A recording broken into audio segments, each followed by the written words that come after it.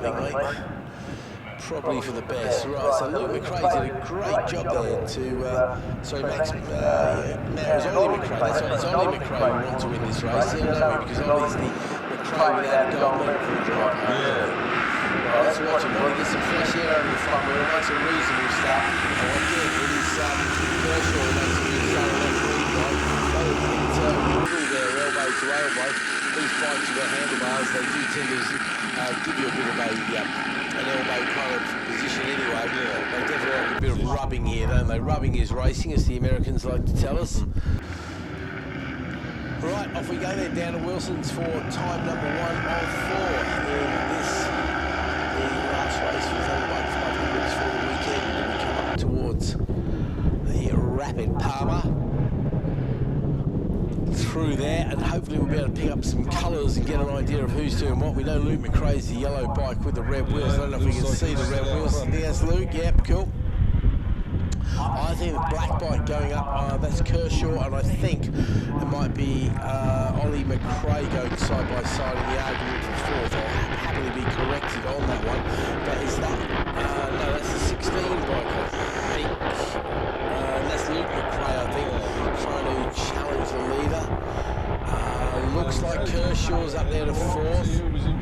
No, it's trading places by the looks of it. They are rapidly trading places, aren't they? Yep, they're trading places at a great rate of knots. Trading places more than Eddie Murphy was in the 80s.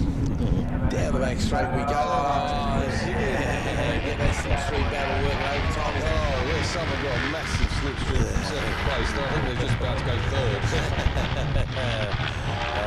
I will say CB500 racing is some of the closest and most exciting racing I have seen over the years.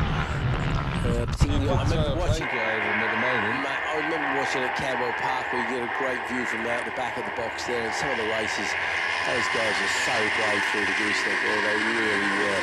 Right, here we go then. It's a 1, 2, 3, 4, 5 way down at the front in real terms, I think. Yeah, a little bit of a gap to 6, but so that's a very small gap. That is pretty good. You can see the red bike, the red coin on the bike. They slip the way through. Where they've got 2 people with under him. I'm not sure. If he doesn't come down pit lane, then yeah. He's just been pushed wide into the Rumby pit.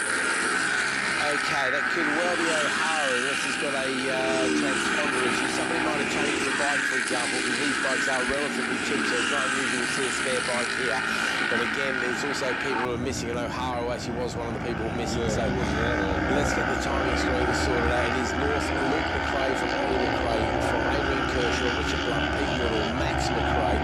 So we've got 3 McRae's in the top 7. Then it's Declan Reeve, who's dropped a couple of places. Max McRae's made up 5. Kershaw makes up 4. Ollie McRae, though, makes up 6 to go 3rd. So he could be the one to watch. Lots of other chopping and changing there. Baldry's making up 6 places. And Joe is not in a position to claim a trophy just yet. He's got a couple of the other big boys ahead of him before he gets a bronze medal for take back to Kazakhstan with him. He doesn't want any part of this action. He's decided to check out here. Maybe the brothers will work together, as you were saying.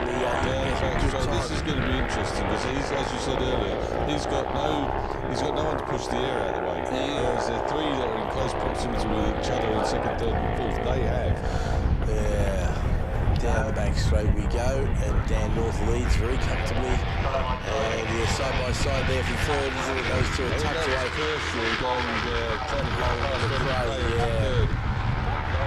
I think so. I think you called the ball right on that one, mate.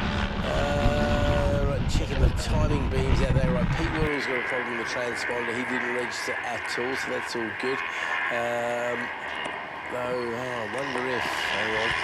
So Declan Reeve there, who dropped a load of places from the start, he is actually going purple in sector 1. So he could well be one of the guys to watch, though he's down in 8th place at the moment, and with 4 laps, it's not a lot of time to make a lot of ground. People was definitely there, because I can see he's just red bike coming around. And so much for checking out, because that one is gone. Disappeared rapidly over the line last time, and there's half a second over the line this time.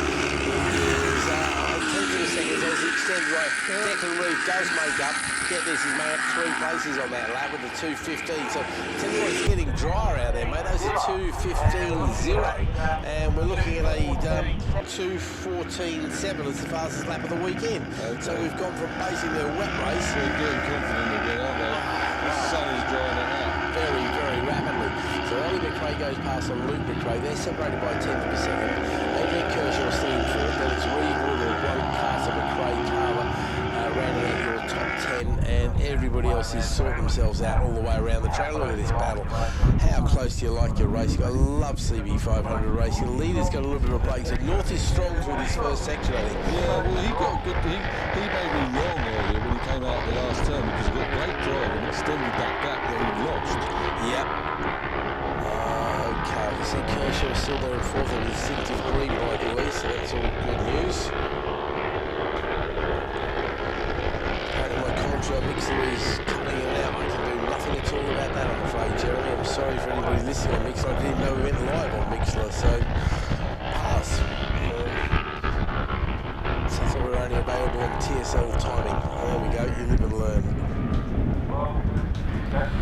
Well, there's the biggest gap we've had so far. Daniel North has pulled out quite a stretch from the 2 guys behind him.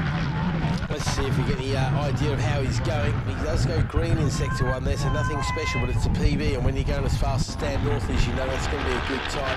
It's a yellow from Declan Rowe's battle, and also his yellow could literally be 1/1000th of a second away from what is the fastest time on the track, so can't read much into it. Bit of chatter on the radio there, can't quite pick that up at the moment as we watch Dan North come through, and of course it's going to probably tell us in the last lap plate going to go out.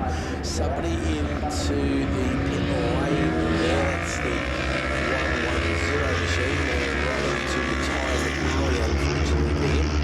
As the leaders come back towards us, and that gap I think has gone out a bit toward, again mate, was 0.87 over the line this time. Yes, that's just over a second there. Nobody doing anything special in terms of lap times. I was looking at that 2:14, but we're all into the 2:16s, 2:17s.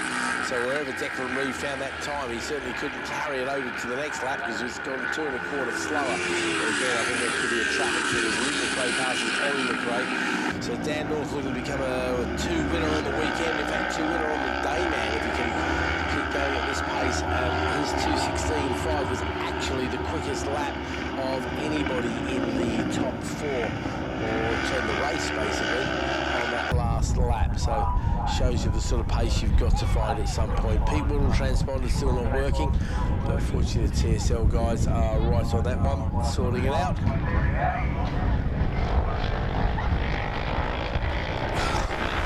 And the 150 machine in the pit lane, that's Wilson unfortunately retiring, so that's 3 in the pit lane, Wilson, Kearney and Harker. So Bailey, 0 to 0 there, not been a good day for him really, back in the grid start earlier, then leading the race all too briefly unfortunately for him. We suspect he was one of the forwards involved in the multiple pilot down there. So it happens unfortunately, it's all good, feel free to elbow me, I know it's an instinct thing for you, you're in my way, you won't get me elbows out. That's my line. Yeah, it looks like a scrapping between second, third and fourth is stopped because they're all strung out now, so it's a 1, 2, 3, 4, 5 instead of a 1 followed by 2, 3, 4. You know, there's a space between all of them. So it looks like, unless Daniel North makes a mistake here, it looks like he's going to take this to the flag. Yeah, it's very hard to see him getting beaten now, so waits for him to reappear at corners once again. Staring out of my window. So this is another one as a mine is getting ready. Well, I'll tell you what, the checker flag's coming out, so if I'm going in the next race, I think I'd want to be in the collecting area about now, absolutely. Oh, there's a challenge there, isn't there? Who's that on there? What's going on there? What have we lost there? Oh, blimey, I'll tell you what, side by side across the line. Oh, boy, all of a sudden it's gone from an absolute easy win. It's going to look McRae.